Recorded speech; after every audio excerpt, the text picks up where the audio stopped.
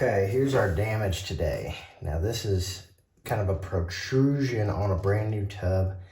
This happens often, especially in new construction. So we're gonna back this out, kind of give you a full picture of it.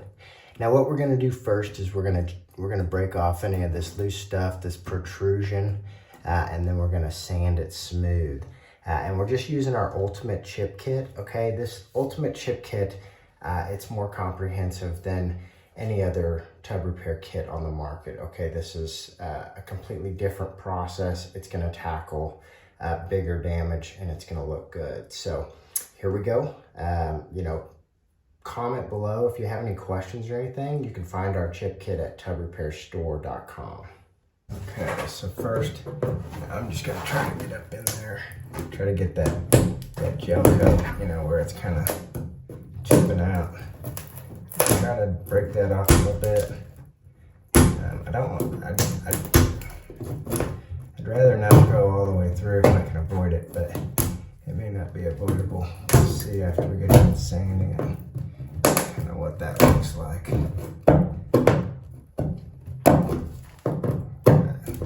I'm just breaking away the loose stuff here. So,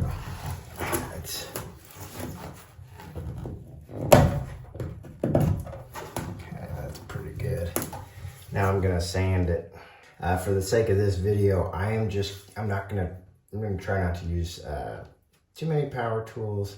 I always recommend having a 5.5 inch Orbital Sander, blow dryer, extension cord, and vacuum.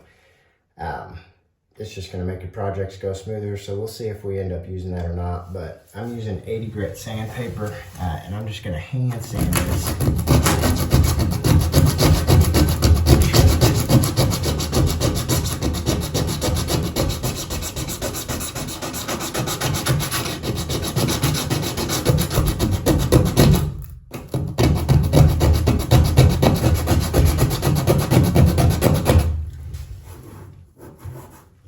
That's good there. Kind of zoom in, let you see. We still have a backing there, so that's nice on the chip kit. Even if there was a hole there, you know, a hole about that size, we could use the mesh tape and still go over it with the chip kit. The mesh tape would be included in the kit. So even if there was a complete hole there, a smaller one, that's about as big a hole as you'd want to fill with the chip kit. Otherwise, you'd probably move up to the large wall damage. But anyway, next we're gonna do our finish putty. Okay, so just wiping it off with acetone. I vacuumed it up. You wanna make sure it's dust free before you do your finish putty. Okay, the finish putty, I'm just gonna stir that in, mix it up. It's gonna be a solid green color. Notice that, you know, kind of the ratio there, the hardener to the putty, it's not a perfect science, doesn't have to be, so don't stress over that. Okay, I've got that. My finished putty's mixed up, it's kind of a green color. And then I'm just gonna spread that in there. And you kind of wanna get it a little thicker, because you're gonna sand that down. You wanna sand it down smooth, and you don't want it too thin. Otherwise it'd be real easy to go through. You don't want to have it, you know, you get back into that fiberglass, you'll probably run into some little pinholes or something. So I'll be sure it's nice and smooth. The angle's just a little awkward because it's a little tight on that side. You can use your finger if you need to, Connie. I'm not doing a very good job. There we go. I kind of get a little different angle there, but that's good with that. Now, what will help save you time and save you sanding is I'm gonna take paper towel and some acetone. I'm gonna just kind of clean up those edges. Just kind of clean that up. And, you know, really the goal is when you're spreading this on, you want to get it thick enough to where, you know, you're going to be able to sand it smooth and not just go straight through to the old damage. but you also want to try to kind of feather out those edges. So anyway, so that's the finished putty. It's on there, it's good enough. You know, I am gonna dab this little spot here because that'd save me a little sanding time. So I'm gonna leave that the way it is. And then I'm gonna come back to it. Go back to that. I'm gonna leave that the way it is. I'm probably gonna blow dry it for just a little bit, kind of heat it up. It'll speed up the heat up, it'll speed up the curing process, but I'm gonna give it 15 minutes. So I'm gonna blow dry it just a little bit until it's dry to the touch and warm to the touch. Then I'm gonna give it 15 minutes. Now, I'm not baking this thing. I'm just drying it. I want it to warm up some, but I'm not gonna sit here and just scorch it, okay? So don't do that, all right. Okay, let's see if you can see this. So we've got 3 swatches here. So you got this one here on the left, that's gold white. Got gray white there and gloss white there, okay? I didn't do almond just because I know this is an almond. Now this gray white is extremely close. So I'm gonna use that as my base, and I'm gonna put just a smidge of gold in there just to balance it out. So like I always say, I like to have 1 ounce of resin, just kind of a easy one. It makes it easy to gauge your ratio of resin, catalyst, and reducer. So I'm doing, my base is the gray white. I've got just shy of 1 ounce in there. And then I'm just gonna put just a hint of this gold white in there. And then stir it up. But you know, in reality, a lot of times our colors are like darn near spot on. You know, that gray white, it's super close. In all reality, if you're that close, you could probably get away with it. It's probably not that big a deal, but I do want to kind of mix up some coating and just show you how I do the swatch and how I do this.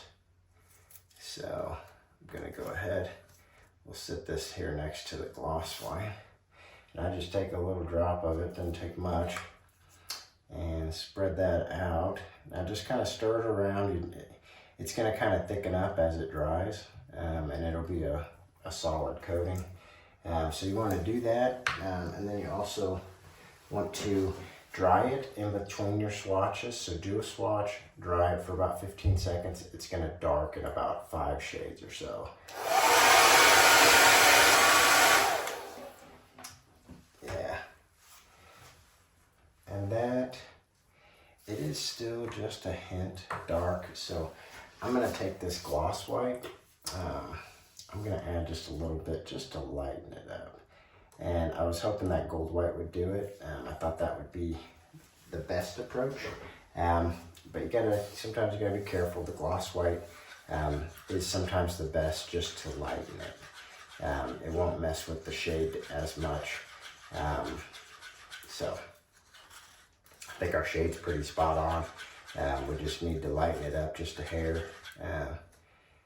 You know, like I said, I think, you know, you'd probably be very happy with the match, just going straight with the gray white right here.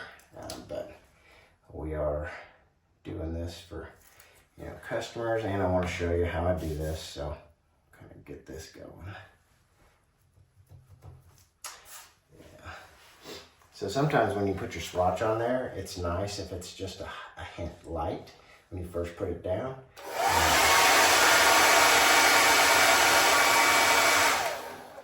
Then you dry it, and it should be a pretty good match. And that is, I'm gonna go ahead and just do a touch more of this gloss white, like not much at all. I mean, it's just a hint dark. I can kind of see it. And as you're looking at it, you want to kind of move your head around different angles. The light's going to reflect off of it, but you want to get to where the light's not reflecting directly off of it, so you can kind of compare it and see you know, is it standing out or not. That one it's just a subtle shadow. You know, you probably wouldn't notice it, especially when you spray this on. It's gonna feather out. I'm gonna go over here with this one. You're gonna feather it out with the spray, and it's gonna be even less noticeable than these swatches, because these swatches, they generally have a hard line. So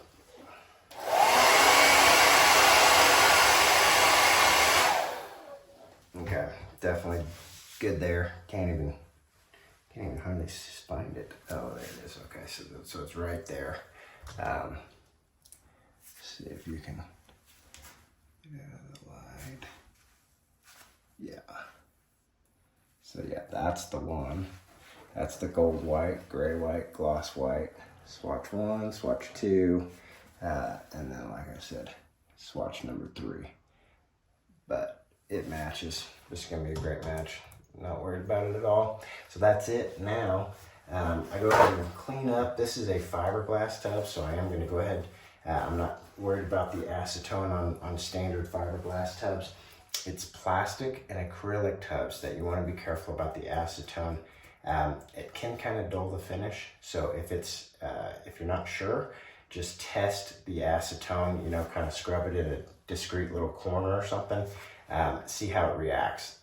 If it starts to dull the shine, or if it starts to get sticky, you're dealing with either an acrylic or a plastic tub. And so in that case, I would be matching my colors actually right next to my repair area. That way, any dullness, it would be covered up by the repair. So I'm gonna clean this up here real quick.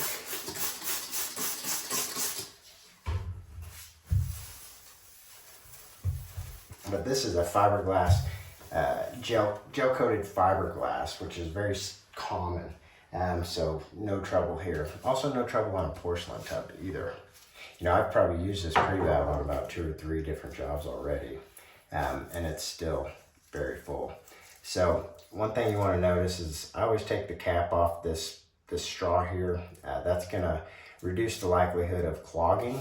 And then, like I said, I'm only using an ounce of resin. I think something a lot of people do is they overestimate how much resin they're actually gonna need, or how much product. And if you fill this way up, it is more prone to clog. So, you know, 1 ounce of resin is going to go a long way. 2 ounces of resin is going to go a really long way. So that's generally where I stop, is about 2 ounces of resin.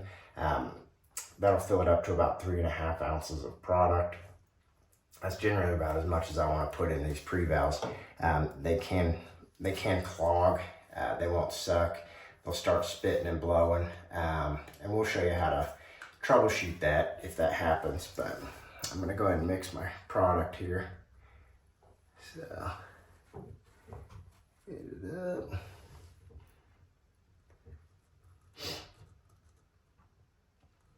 Yeah, right at an ounce. And there's little measuring marks there. Goes in 1/2 ounce intervals. So that's why, you know, you get 1 ounce of resin, then it's 4 parts resin, 1 part catalyst, 2 parts reducer. So I'm going to do 1/4 ounce of catalyst here. Let's see from this angle. So I've got the 1/2 mark, so I'm going to go halfway to the 1/2 mark.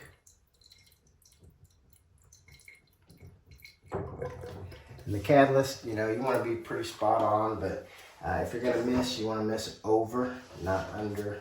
But, you know, you can definitely avoid going a full 1/2 ounce, you know, so that's pretty easy to keep it between 1/4 and 1/2 ounce.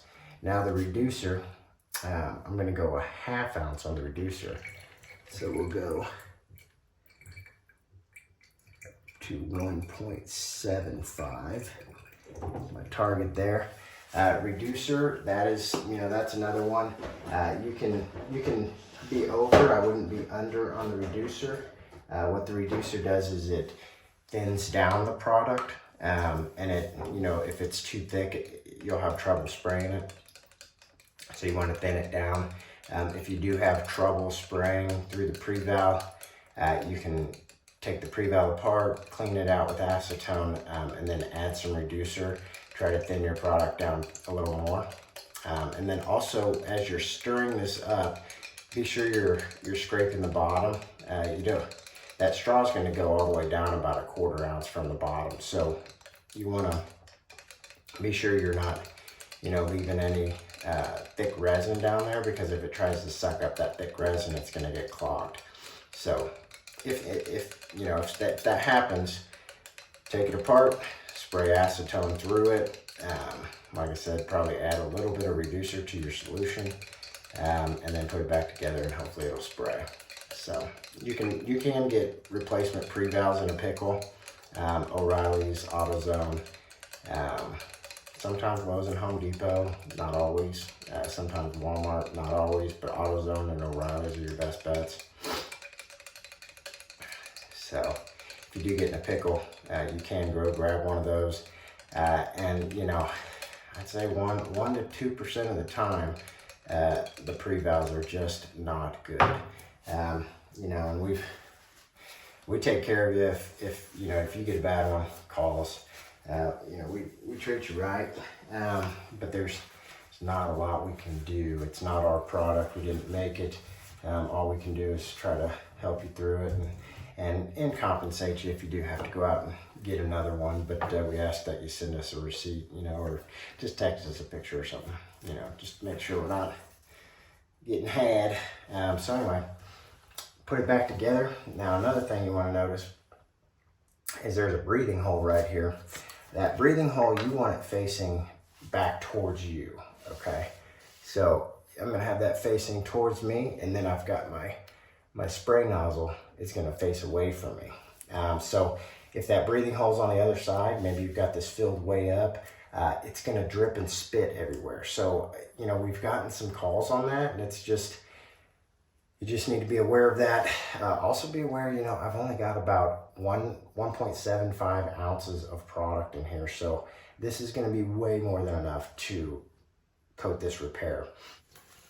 Okay, so I'm gonna start out with the 80 grit sandpaper, just kind of knock down the any thick areas. Then I'm gonna switch over to the 120 and kind of really try to give it a smooth, feathered out finish. So I'll probably time lapse this, but here we go.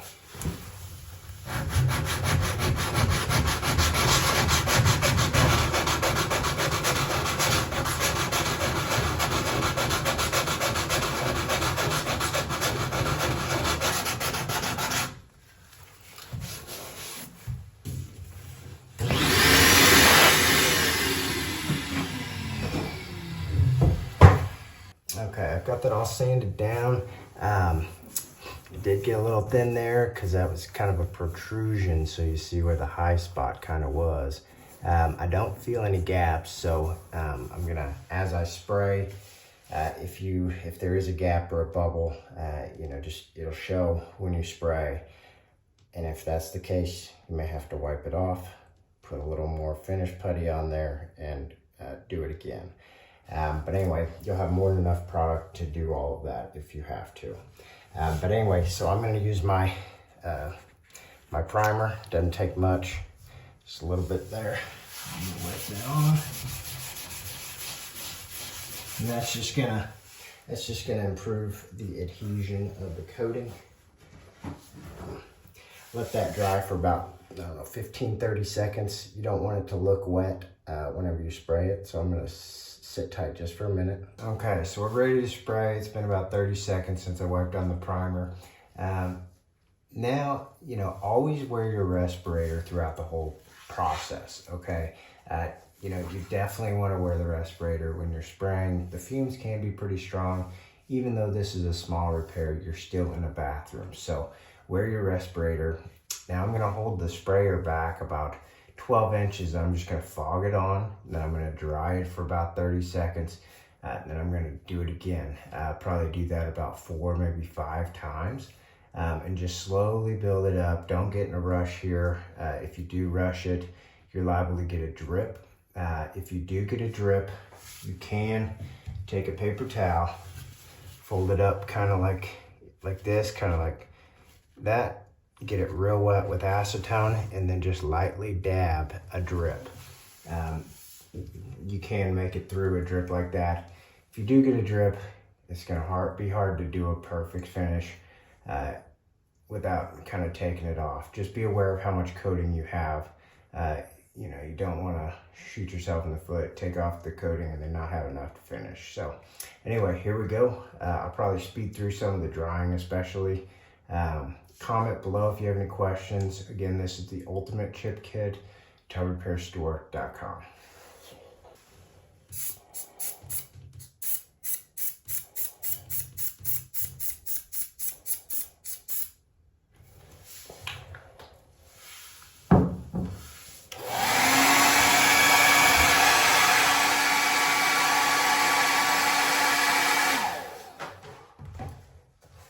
Okay, one thing to be aware of, if you're blow drying it, you don't need to bake this thing, so don't have the blow dryer right up on it.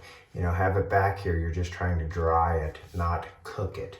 Also, if you do happen to like blow a piece of hair or something into your coating, you can use like an X-Acto knife or, you know, a toothpick or something. And just kind of lightly pull that out of your coating. You should be able to get it without messing the whole thing up or being very noticeable. So here we go.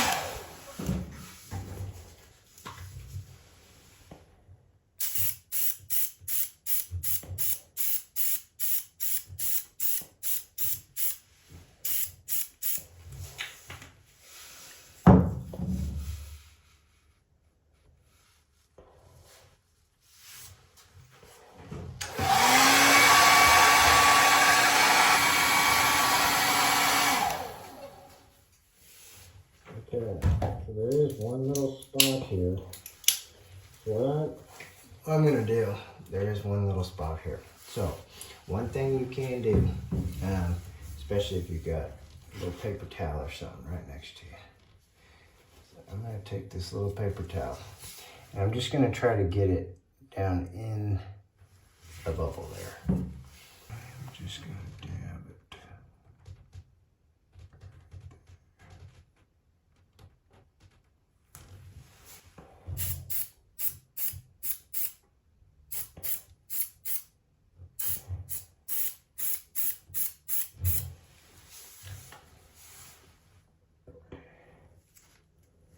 Okay, feeling a lot better about that. I'm gonna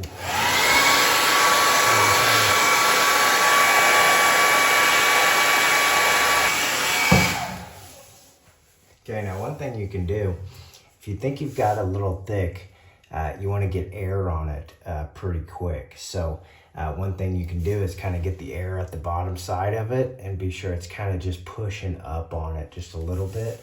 That can prevent a drip. It's not a guarantee to prevent a drip, but it can prevent a drip, and then it'll kind of start to level out itself. So this is looking pretty good. I'm probably going to hit it with one more light coat, but as you thicken it up, you do want to let it dry a little longer in between coats. And then, you know, because we're getting a little thick here, if I put much more on there before it's kind of flashed off is what they call it, the reducer evaporates from the coating. If I do it before that, it's liable to start dripping. So I'm going to let this one set just a little longer than usual, probably like 60 seconds or something, before I do the next coat. So.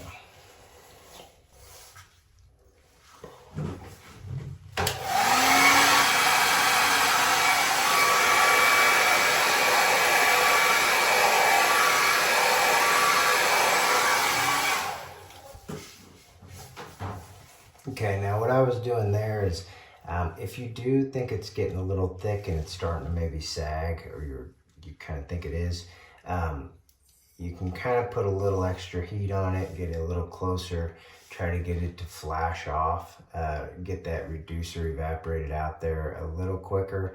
Now don't scorch this stuff, but once that reducer evaporates out of there, it's going to thicken it up a little bit and it's going to hold better. So those are some techniques you can use to avoid drips. But this one is looking pretty good, pretty pleased with it. I don't think anybody will know that it was repaired, so that's the goal. Just kind of wipe that down a little bit. Now you want to be careful not to get too close up in there. You can wipe a hard line. You want to try to avoid that. Okay, final lesson. If your pre-valve is clogged, it's blowing bubbles or it's spitting and it's not sucking through there, one thing you can do is take it apart, set that to the side, add just a little bit of reducer to your solution, thin it down, stir it up, do that. But then also take this straw out, and this is how you clean out your pre-valve. Also do this at the end of your project if you want to keep the pre-valve and use it, because these things, I mean, I just used a tiny bit of it. You could do a lot more stuff with it if you had other needs or other things you want to do with it, or you'll have a lot of product left over. You can just keep your tub repair kit on, demand if you have it. The ultimate chip kit will do a lot. So anyway, I'm spraying acetone now through the back end of this. You want it to kind of squirt out the tip there. Make sure it's clearing the whole system. Spray off the nozzle. Now be careful as you squirt this. It can shoot out the back end there, so just be aware of that. Clear the system out, and then you're good to go. Now, to finish cleaning out the whole thing, I'm going to go ahead and dump it. Spray some acetone in there, and just clean it out. Pretty straightforward. And always wear your mask. I kind of wish I was wearing mine right now because it's getting a little strong in here, but for video and talking, I'm risking it for you guys. So there you go. But anyway, clean that out. Just stick the straw back in there. You don't need to stick it back in the pre-valve or whatever. Screw it together, and this is going to be good to go for the next time you want to use it. Okay. Very pleased with that repair. That's the ultimate chip kit. Now I'm not talking trash on anybody, but it's a completely different process than any other tub repair kits on the market. So go to tubrepairstore.com, save your tub, save you a ton of money. It's gonna look good. It's gonna save your equity. That just saved this tub. This is a brand new, very nice house. And yeah, this is good. All right, there it is. The ultimate chip kit, tubrepairstore.com.